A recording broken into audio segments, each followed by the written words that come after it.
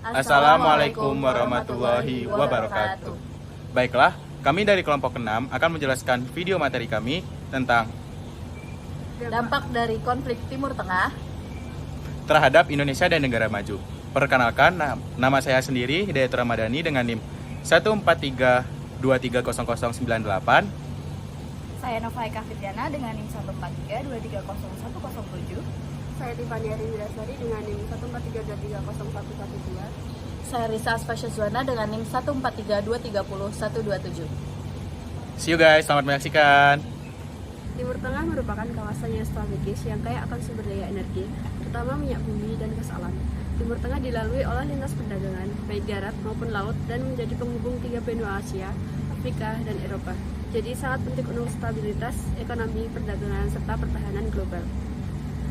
Perekonomian suatu negara dipengaruhi oleh dinamika global, seperti konflik geopolitik. Konflik geopolitik yang terjadi di Timur Tengah sangat mempengaruhi kondisi perekonomian global. Sebagai negara yang sangat bergantung pada impor energi untuk memenuhi kebutuhan dalam negeri, Indonesia mengalami peningkatan risiko karena fluktuasi harga energi di tingkat global. Dampak konflik Timur Tengah juga mengganggu rantai pasokan global yang mengakibatkan peningkatan biaya barang dan bahan baku, seperti kenaikan harga minyak yang memberikan guncangan pada perekonomian global karena hampir setiap negara Timur Tengah memiliki komoditi minyak yang banyak. Hal ini dapat langsung kita lihat pada situasi di pasar modal melalui fluktuasi indeks perdagangan saham gabungan di semua bursa global. Kenaikan harga minyak juga dirasakan oleh Amerika Serikat, walaupun Amerika Serikat memiliki lonjakan produksi minyak dan gas selama 15 tahun terakhir. Selain itu, Amerika Serikat mengalami gangguan ekspor senjata karena 38% ekspor senjata Amerika Serikat ditujukan ke Timur Tengah. Konflik di Timur Tengah menjadi salah satu contoh nyata bagaimana dinamika internasional dapat mempengaruhi kestabilan perekonomian terbuka di berbagai negara. Beberapa dampak yang sangat signifikan terhadap perekonomian Indonesia, salah satunya ialah kenaikan harga minyak. Adanya konflik menyebabkan kenaikan harga minyak di pasar global. Indonesia merasakan langsung dampak dari kenaikan harga minyak ini karena ketergantungan Indonesia terhadap impor minyak. Akibat kenaikan harga minyak ini menyebabkan kenaikan inflasi dan juga biaya hidup. Kenaikan harga barang pokok serta jasa seperti transportasi umum memperburuk daya beli masyarakat. Dampak lainnya adalah kemungkinan melemahnya nilai tukar rupiah terhadap dolar AS. Jika nilai tukar rupiah melemah, biaya impor akan meningkat dan membesar sehingga mendorong inflasi dan memperburuk kondisi ekonomi di Indonesia.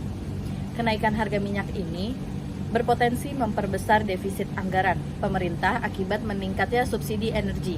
Selain itu, konflik Timur Tengah ini juga mempengaruhi kinerja ekspor di Indonesia dengan nilai perdagangan Indonesia ke Timur Tengah mencapai 19,20 miliar dolar pada tahun 2023. Potensi penurunan permintaan dari negara-negara ini dampaknya negatif pada sektor tertentu dalam perekonomian Indonesia.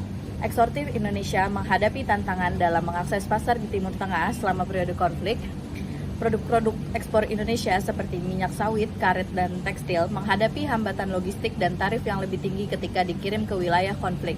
Situasi ini mengharuskan eksportir untuk mencari pasar alternatif atau menghadapi penurunan volume ekspor yang dapat mengurangi pendapatan nasional dan mempengaruhi kesejahteraan ekonomi. Konflik di Timur Tengah seringkali menyebabkan lonjakan harga minyak global. Ketidakpastian yang ditimbulkan oleh ketegangan ini dapat memicu inflasi di negara Amerika Serikat. Karena harga energi yang tinggi berdampak langsung pada biaya barang dan jasa. Salah satunya, dampak langsung dari konflik Timur Tengah adalah kenaikan harga minyak.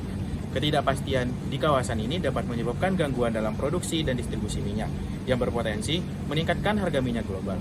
Kenaikan ini tidak hanya berdampak pada inflasi domestik, tapi juga pada biaya operasional berbagai sektor di industri di negara Amerika Serikat yang bergantung pada energi. Meskipun Amerika Serikat kini merupakan pengekspor minyak, lonjakan harga minyak tetap mempengaruhi pasar global dan dapat mempengaruhi stabilitas ekonomi domestik.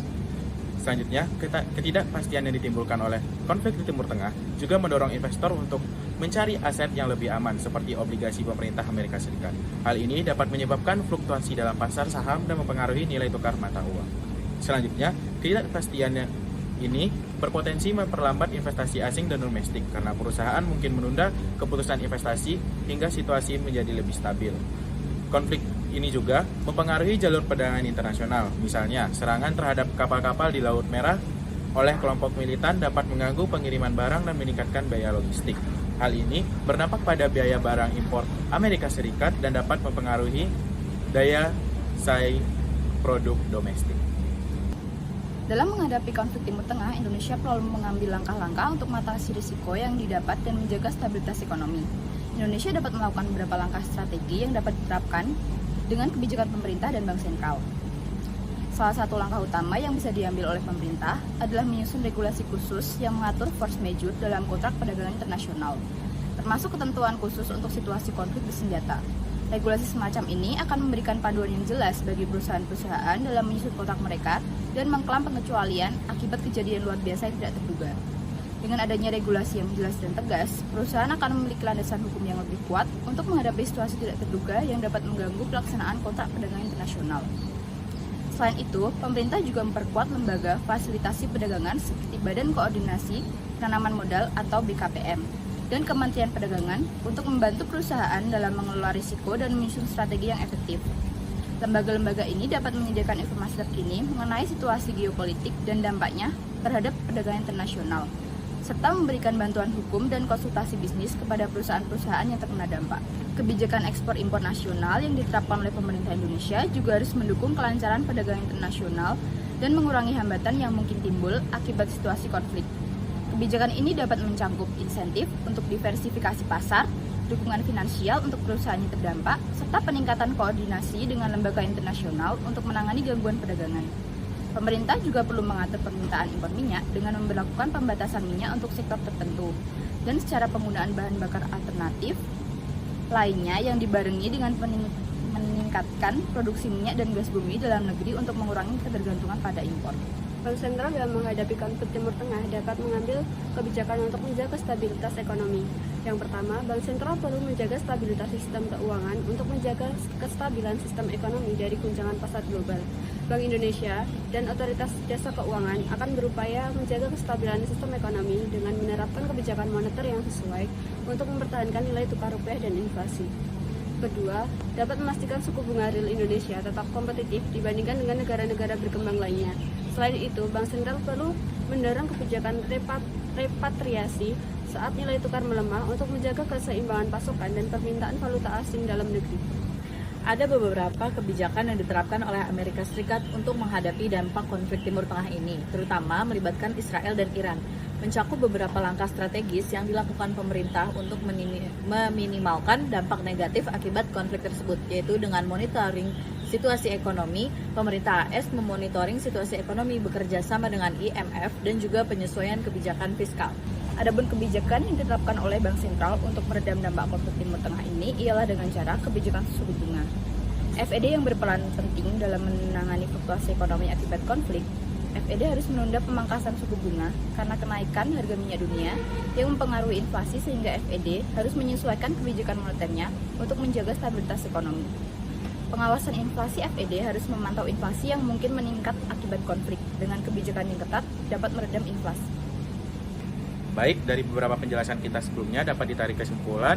Yang pertama yaitu dampak terhadap Indonesia. Yang pertama yaitu adanya kenaikan harga minyak. Yang kedua yaitu kenaikan biaya hidup dan inflasi. Yang ketiga yaitu melemahnya nilai tukar rupiah terhadap dolar Amerika Serikat. Sedangkan dampak konflik Timur Tengah di Amerika Serikat sendiri yaitu yang pertama memicu inflasi di Amerika Serikat. Yang kedua gangguan dalam produksi dan distribusi minyak. Yang ketiga yaitu mendorong keterpaduan investor dalam mencari aset yang lebih aman. Yang keempat yaitu memperlambat investasi asing. Yang kelima yaitu menghambat jalur perdagangan internasional. Nah, selanjutnya itu ada kebijakan yang dilakukan oleh Indonesia sendiri. Yang pertama yaitu menyusun regulasi khusus yang mengatur force majeure dalam kontrak perdagangan internasional. Yang kedua, pemerintah perlu memperkuat lembaga fasilitasi perdagangan seperti Badan Koordinasi Penanaman Modal dan Kementerian Perdagangan. Yang ketiga yaitu kebijakan ekspor dan impor, mencakup insentif untuk mendiversifikasi pasar, dukungan finansial untuk perusahaan yang terdampak. Selanjutnya yang keempat yaitu mengatur permintaan impor minyak dengan melakukan pembatasan untuk ekspor tertentu. Kebijakan Bank Sentral Indonesia yaitu pertama, BI menjaga stabilitas sistem keuangan. Kedua, memastikan suku bunga real tetap kompetitif dibanding negara lain. Yang ketiga, mendorong kebijakan repatriasi saat nilai tukar melemah. Kebijakan AS, yang pertama, penyesuaian kebijakan fiskal. Yang kedua, monitoring situasi ekonomi Bank Sentral.